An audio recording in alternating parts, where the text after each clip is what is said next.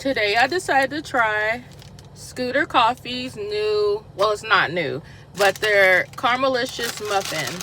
I love their Caramelicious blenders and lattes, so I wanted to try their muffin. It's warm, smells amazing. It has a lot of caramel on it. Smells wonderful. Let's try it. Oh, hot. It's so good. So good.